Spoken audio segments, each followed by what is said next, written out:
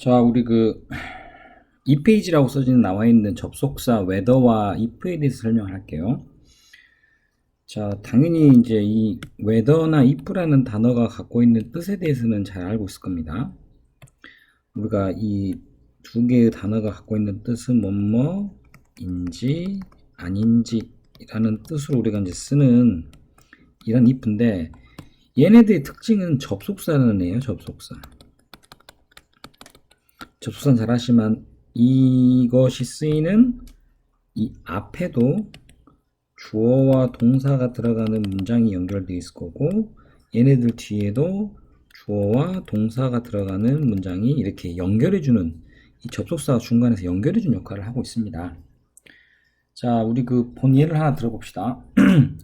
이 wonder라는 단어는 궁금해하다라는 뜻으로, 자, 이 문장 해석해 보시면 나는 궁금하다. 두 번째 문장, 그녀는 동생을 가지고 있다 라는 두 개의 문장이 이렇게 if나 whether라는 이 접속사를 기준으로 두 개가 연결이 되어 있어요.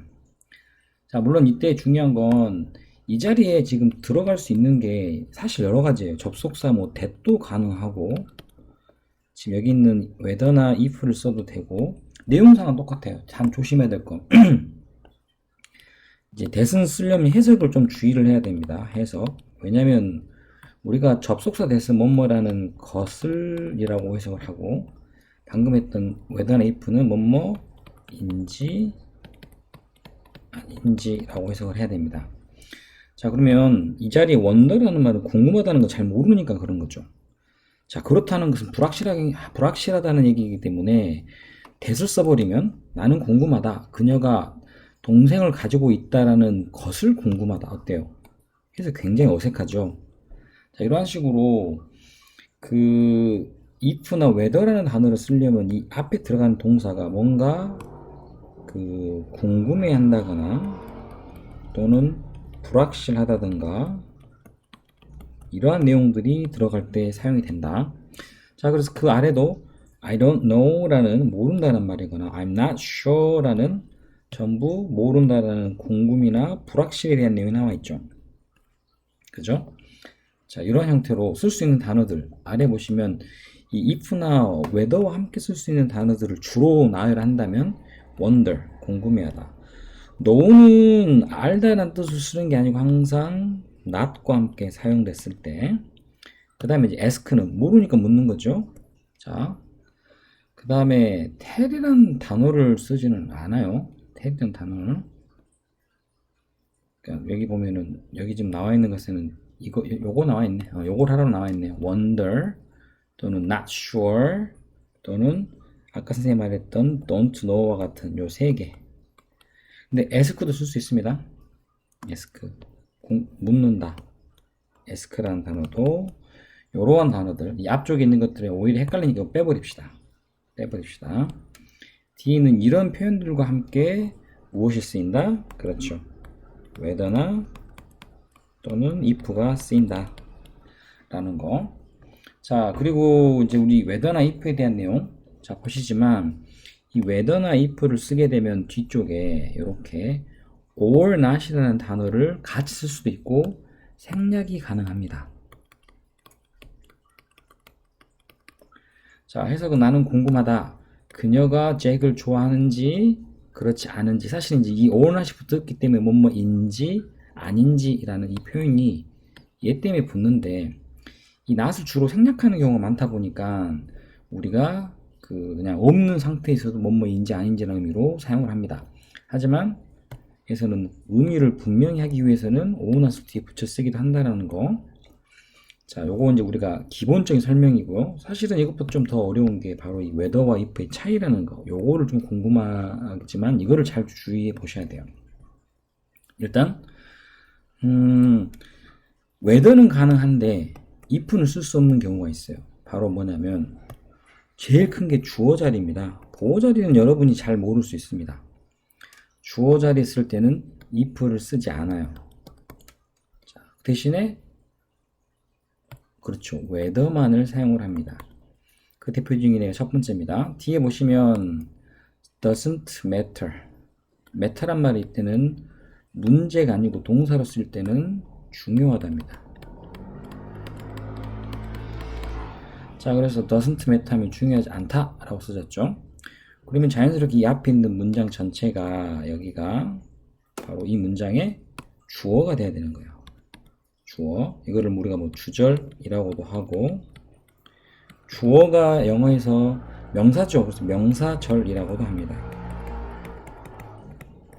중요한 건, 자, 해석해보면 당신이 부자이든 또는 그렇지 않든은 중요치 않다라는 의미로 문장이 쓰여있죠. 자, 오나까지 집어넣어서. 자, 이런 경우 이 자리 whether라고 쓴 자리에 만약에 우리가 똑같은 자리에 if를 이렇게 쓰면 이거는 틀린 문장이 됩니다. 자, 그 이유는 조금 전에 설명했던 것처럼 주어 자리에 사용되는 그러한 주어를 연결하는 접속사로서는 if는 쓰이지 않아요. 아래처럼 이런 식으로 or not이 붙은다면 이것은 적절치 않다라는 거 알아야 되겠고, 또 하나 whether라는 단어가 이렇게 쓰였는데 바로 뒤에 아까 or나서 우리 보통 뒤에 대해서 or not 이렇게 써서 쓰거나 아니면 이거를 생략하는 경우는 봤죠. 하지만 이렇게 바로 뒤에 붙여 쓰는 경우도 있어요. 자, 이렇게 쓰는 경우 얘는 문제가 없는데 문제는 이 if입니다. if는 뒤에 똑같이 이렇게 or not을 붙이면 이거는 쓰일 수가 없습니다. 이렇게 쓰이는 것은 불가능합니다. 이 두 가지는 반드시 여러분이 알고 계셔야 돼요. 주어로 쓰이는 경우, 그리고 보다시피 or not이 바로 붙이는 경우. 물론 이 이외에도 전치사의 뭐 목적으로 쓰이는 경우가 나와 있는데 아직은 거기까지는 나오지 않은 것 같아요. 자, 그 다음 이거 한번 해석해 볼까요? I am just considering. 나는 지금 고려하고 있다. 살 건지 아니면 말 건지 라는 말로 뒤에 이렇게 or not이 붙으면 whether가 나온다고 아시면 됩니다. 그런데 지금 보다시피 이 whether 뒤에 to by라는 to 부정사가 붙었어요.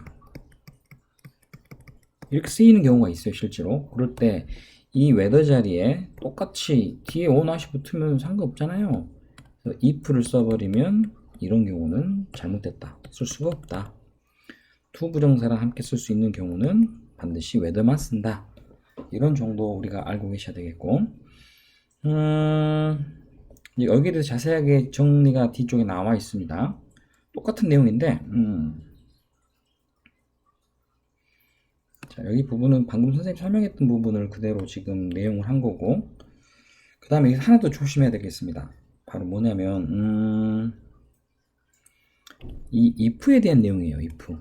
if가 여러분 잘 아시지만 첫 번째 만약이라고 쓰이는 if가 있습니다. 그죠? 두 번째는 방금 나온 거죠. 뭐뭐인지 아닌지라고 쓰이는 if가 있어요. 자, 이거 두 개의 차이점에 대해서 확실히 이해를 하셔야 됩니다. 차이점이란 것은 만약이라고 쓰이는 이 if는 우리가 조건을 나타낸다는 말 쓰거든요.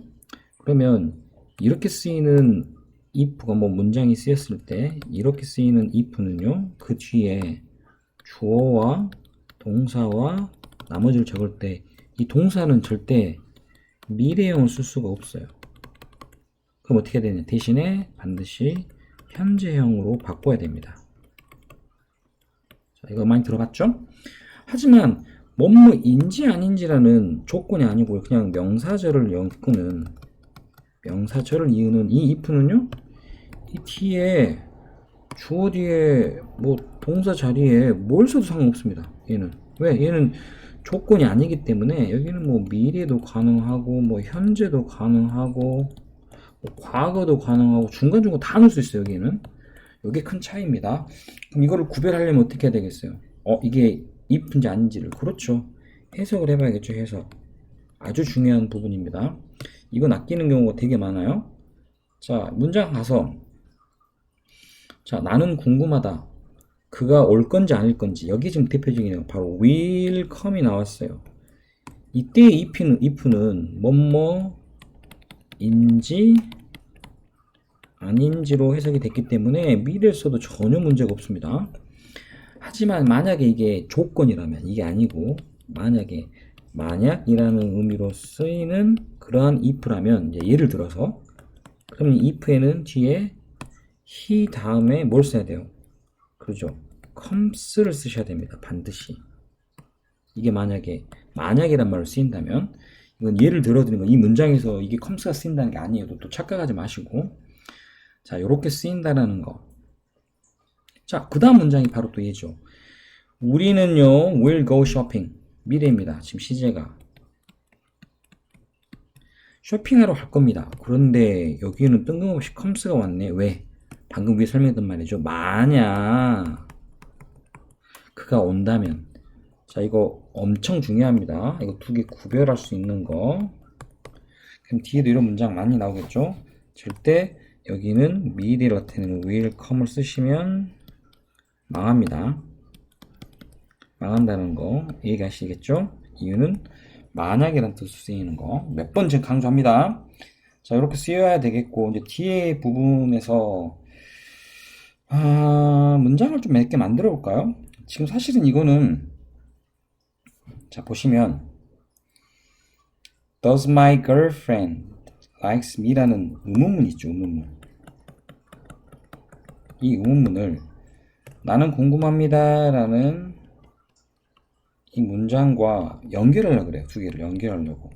그런데 의문문은 그냥 못 들어가죠.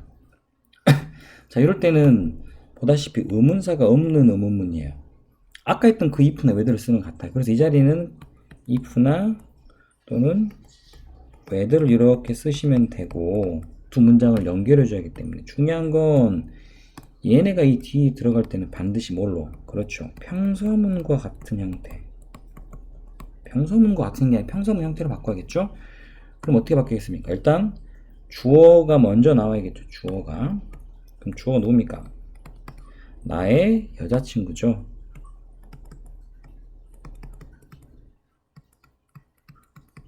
자, 중요한 건 여기입니다. 왜냐하면 지금 여기는 의문문을 만들기 위해서 조동사와 동사 원형을 썼죠.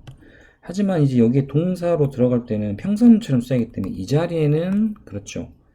like에 s를 반드시 넣어서 likes라고 써주셔야겠죠.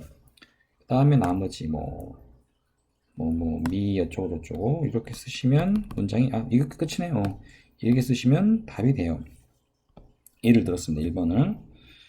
자, 그 다음에 4번 한번 풀어볼까? 지금 1번 한번 풀어봤고 4번 한번 풀어보면 똑같습니다. 일단 의문문인 이 문장을 우리가 지금 I want to know, 난 알고 싶다는 문장 뒤에 넣고 싶어요. 뭐뭐인지 아닌지란 말로 if나 whether를 썼습니다.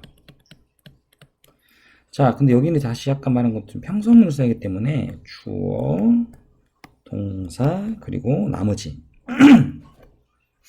주어는 뭡니까? 에이미의 뉴 스커트가 주어죠.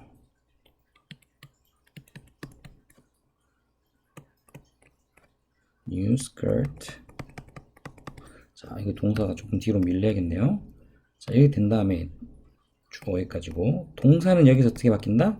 중요하죠. 왜 이건 의문문 만들 때 did와 동사 원형, suit는 무엇과 어울리답니다. 자, 이렇게 쓴 이유는 과거 시제이기 때문에 의문문 만들 땐 과거형 썼죠. 그러면 여기다 다시 적어줄 때는 과거형으로 바꿔줘야겠죠. 그래서 suit에 ed를 붙이는 suited. 그리고 그 외에 나머지 그녀와 잘 어울린다는 말을 쓰시면 우리가 원하는 형태가 만들어집니다. 이러한 식으로 반드시 조심해야 될 건 이렇게 지금 의문문 형태로 되어 있는 형태를 if나 whether를 써서 바꿀 때는 반드시 주어, 동사인 평서문 바꾸되 이 동사를 조금 신경을 쓰셔야 됩니다. 알겠죠? 그렇게 해서 뒤에 부분을 마무리를 해주시면 되겠어요. 일단 그렇게 해서 그 선생님이 이제 지시한 만큼의 내용을 문제풀이를 해주시면 되겠습니다.